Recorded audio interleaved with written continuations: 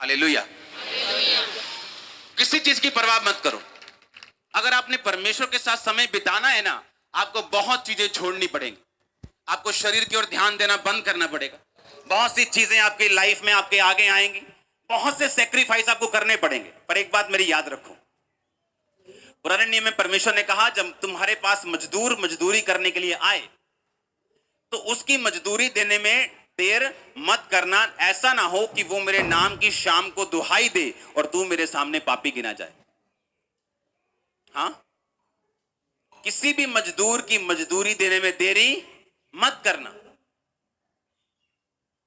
कितने मेरी बात को समझ रहे हैं? जब आप परमेश्वर के साथ संबंधों में रहते हैं, रिश्तों में रहते हैं, आप हर चीज के बारे में सोचते हैं। आप उसके नाम को नीचा नहीं होने देते। इमेजिन करो, आपको परमेश्वर ने बरकत दी। हाँ, आप यीशु मसीह में आए, आपके रिश्तेदार अन्य जातियों में अभी भी यीशु मसीह को मानते नहीं, आपने परमेश्वर ने आपको बरकत दी, आपको आशीष दी, आपको परमेश्वर ऊंचा कर रहा है, आपको ब्लेस कर रहा है, सब तरफ से आपकी सिस्टम को ठीक कर रहे हैं। हाँ, और एक दिन आप बीमार हो गए और आपने रिश्तेदार को बोला, यार आई यार, मेरे को आई यार, मैं बड़ा दुखी हूं यार, आई यार मेरे को। और रिश्तेदार आ रहा है और बात कर रहा है, अच्छा तेरे ये हो गया, अच्छा मैं भी तेरे डॉक्टर ना गल करदा। जब बरकतें मिल रही थी तो तूने रिश्तेदार को फोन नहीं किया कि आज मुझे बरकत मिली है, आज मुझे फलानी मिली बरकत, धमकानी बरकत मिली। लेकिन जब प्रॉब्लम आई कोई, वो भी अपनी कमियों की वजह से, तो अन्य जाति रिश्तेदारों को फोन किया। खुदा की महिमा हुई कि नहीं हुई? नहीं हुई। और परमेश्वर आपको ऊंचा करता है जब आप उसकी महिमा करते हैं। आप मेरी बात समझ रहे कि नहीं? अब वहां पे विश्वास करने का टाइम था, क्योंकि बाइबल कहती है धर्मी पर मुसीबतें आ सकती हैं, आएंगी, लेकिन परमेश्वर उन्हें हर एक मुसीबत से मुक्त भी करेगा। लोगों पे मुसीबतें आएंगी, लेकिन वो बोलेंगे हाँ मेरे परिवार ते आ गल हुई सी, उस तो बाद ही कभी ऊपर नहीं आए। धर्मी आपको ये बात कहते कभी नहीं मिलेगा। यही तो फर्क होगा धर्मी में और दूसरे में, हाँ या ना? लेकिन अपनी महिमा करने वाली बातों को वो तो हम बता देंगे रिश्तेदारों को, वो तो गुप्त रखते हैं। लेकिन अगर कोई प्रॉब्लम आ जाए वो हम बताते हैं, तो इससे परमेश्वर की महिमा नहीं होती। और जब परमेश्वर की महिमा नहीं होती, वो आशीषों को ब्लॉक कर देता है। और ये चीजें किनकी समझ में होती? जिनकी प्रार्थना होती, रिलेशनशिप होती, प्रभु के साथ बैठते हैं, बातों को समझते हैं, आत्मिक दिमाग उनका खुला होता है परमेश्वर के लिए क्या करना है, वचन को पढ़ते हैं। वो ये नहीं देखता कि आप बहुत बड़े बिशप के सन हैं तो आपकी रिलेशनशिप उसके साथ सही होगी। वो बिशप तो परमेश्वर के दिल में रह सकता है, और हो सकता है कि आपको परमेश्वर जानता भी ना हो, उसके बेटे को। इसलिए तो परमेश्वर ने कहा पर्सनल सेवियर, अपना पर्सनल उद्धार करता यीशु मसीह को ग्रहण करना। उसने ये नहीं कहा एक परिवार अपना उद्धार करता ग्रहण कर ले हमारे परिवार का। उसने कहा मैं तेरा उद्धार करता हूं। आमीन। अगर परिवार में 10 लोग भी हैं, पूरा परिवार बच चुका है, तो भी वो अकेले अकेले का उद्धार करता है। आमीन। लेकिन ये बातें कब समझ आएंगी? जब आप रिलेशनशिप में होंगे, आप प्रभु के साथ रिश्ते में कायम रहेंगे। आमीन। जब दो दोस्त पक्के हो जाते हैं ना, तो कई बार एक दोस्ती के लिए नुकसान भी सह जाते हैं, झूठी बातें भी सह लेते हैं, हाँ या ना? लेकिन परमेश्वर के टाइम वो दोस्ती कहां जाती है? परमेश्वर के टाइम वो रिश्ता कहां चला जाता है?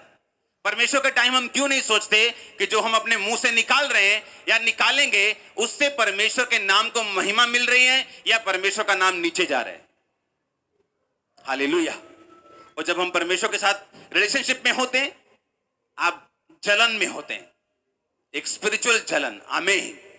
आपको मालूम होता है नहीं, खुदा के नाम को महिमा मिलनी चाहिए, क्योंकि वो 2 दिन अगर आप पेन छुपा लेंगे, वो पेन नहीं, वो टेस्टिमनी बन के सामने आएगी।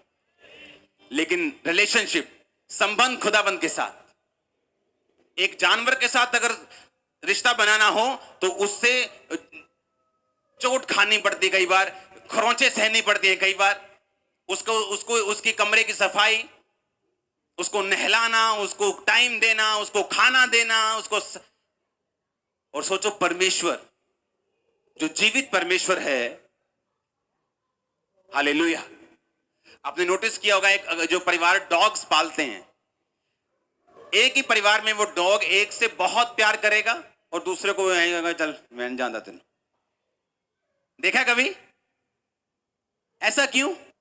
वो जिससे डॉग ज्यादा प्यार कर रहा है वो ज्यादा समय बिताएगा उसके साथ, उसको खिलाना, उससे प्यार करना। और दूसरे को लगता है हाय बाल ना कर दे, हाय स्मेल आ रही, हाय काट ना दे, हाय मुंह लाता मेरी रोटी नु। और जब वो उसके साथ मिलता है तो वो दंद कटता हूं। देखा कभी?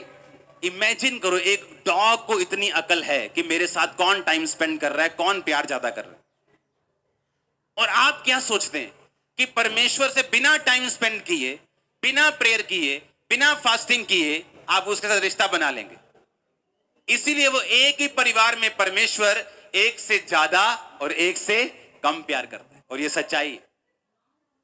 अगर एक डॉग को इतनी अकल है, एक जानवर को जिसको परमेश्वर ने ऐसे ही शब्दों से बना दिया, उसको मिट्टी से भी नहीं बनाया, गूंथ के भी नहीं बनाया, शब्दों से बनाए, जानवर, मछलियां, सारा कुछ आपको गूंथ के बनाया उसने मिट्टी से, हाँ या ना? एक जानवर को इतनी अकल है, इतनी सेंस है, तो वो परमेश्वर जितने खरबों ग्रह बनाए हैं, जिसने यूनिवर्स ऐसे खरबों बनाए हैं, सोचो वो कितना बड़ा होगा जिसने उनको बनाया, वो कितनी समझ रखता होगा। अगर उसके साथ रिश्ता कायम कर लिया तो आप उस प्रेयर टाइम को कभी चेंज नहीं करेंगे, आप चर्च जाने को कभी चेंज नहीं करेंगे।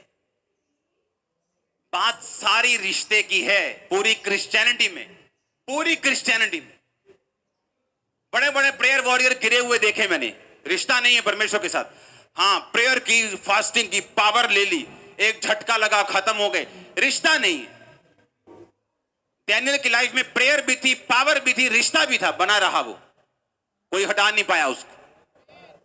देखा कि नहीं देखा कि प्रेयर भी है, पावर भी है, लेकिन परमेश्वर के साथ एक रिश्ता भी कायम। और कब कायम है? जब आशीषें आ रही तब भी, जब नहीं आ रही तब भी, मौत आई तब भी। ऊंची आवाज से बोलो हालेलुया। ये मोस्ट इंपॉर्टेंट चीज है क्रिश्चियनिटी में, अपने रिश्ते को परमेश्वर के साथ कायम रखना। अपने हाथों को उठाओ, अपने आप को आत्मिक रूप में सीधा करके खुदावंद से मांगो कि वो आपको ग्रेस दे कि आप उस अनुग्रह में, उस रिश्ते में, उन संबंधों में आगे जा सके।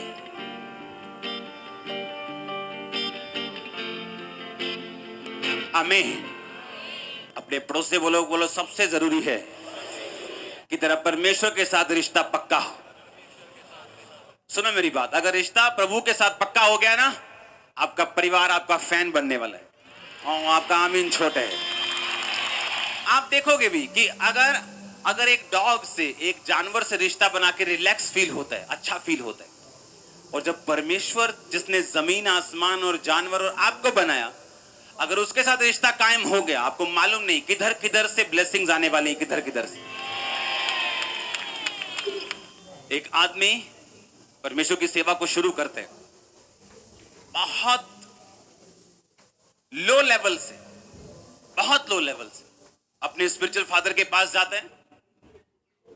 अब उसको पैसों की बहुत जरूरत थी। उसका स्पिरिचुअल फादर ने ऐसे बैग दिया और बोला, ये ले पैसा, जितना चाहिए ले जा सेवकाई के लिए। उसने बैग बंद किया, उसने कहा, मुझे ये पैसा मत दीजिए, मुझे ये बताइए कि खुदा ये देता कैसे है, जैसे आपको दिया, मुझे सिखाइए ये आएगा कैसे। सुनो मेरी बात, इस दुनिया में कुछ भी, एनीथिंग इत्तेफाक नहीं है। इत्तेफाक नाम का शब्द इब्रानी भाषा में नहीं, जिस भाषा में बाइबल लिखी गई। जब दाऊद ने अपना पर्सनल सारा सोना बो दिया तो सुलेमान कह रहा था परमेश्वर को कि मुझे बुद्धि चाहिए। परमेश्वर कहता मैं बुद्धि भी दूंगा और इतना पैसा दूंगा कि पहले आप तक न बाद में अब कभी भी नहीं दूंगा। मांग तो वो बुद्धि रहा है, लेकिन परमेश्वर को मालूम था कि तेरे बाप का सीड सबसे बड़ा था, तेरी बरकत सबसे बड़ी होगी। ये इत्तेफाक नहीं था। उसने बाकी राजाओं से क्यों नहीं कहा? बहुत राजा हुए हैं, येहू हुआ है और बड़े राजा हुए हैं जिन्होंने कंप्लीट इजराइल की क्लीनिंग कर दी थी। लाठें दूर कर, ये दूर कर, वो दूर कर, लोगों के पास परमेश्वर का वचन लेके गया, कंप्लीट क्लीनिंग। फिर भी उनको परमेश्वर ने नहीं कहा, क्योंकि इस दुनिया में कुछ भी इत्तेफाक नहीं। वो पर्सन वापिस आया पास्टर, उसने कहा कि ठीक है, तब के जमाने के 3500 नायरा आज के जमाने के अब की उसकी वैल्यू आप लगा लो, अब 700 रुपया बनता है। सिर्फ एक रुपया 5 नायरा के बराबर है उस देश के। उसने कहा जब 3500 नायरा मेरे हाथ में आते थे तो वो इनफ नहीं थे परिवार चलाना, चर्च चलाना। कहता 350 नायरा पहले निकलता था। उस करीबी की मैं बात कर रहा हूं, उस घटी की, जब पैसे की जरूरत थी। 350 नायरा निकलता था साइड पे। उसके बाद सोचा जाता था कि हां, अब ये बाकी पैसे कैसे खर्चने, कहां से बचाने, किधर से थोड़ा सरफा करके खत्म करना है काम। आज इस दुनिया का सबसे बड़ा पेंटिकोस्टल चर्च, जिसे आप पेंटिकोस्टल बोलते हो, हम सब एक मिशन के नहीं, मैं बिलीव करता हूं डिसाइपल बनाने की कोई भी मिशन हो, लेकिन जब अगर पेंटिकोस्टल से लोग बात करते हैं, दुनिया का सबसे बड़ा चर्च वही पास्टर बना रहा है। वो भी पता कहां? दुनिया के सबसे गरीब मुल्क। ये नहीं कि वो अमेरिका में बन रहा है कि लोग बहुत हैं डॉलर्स देने वाले, पाउंड देने वाले बहुत लोग हैं, ऐसे बन जाएगा 3000 करोड़ का चर्च झट में।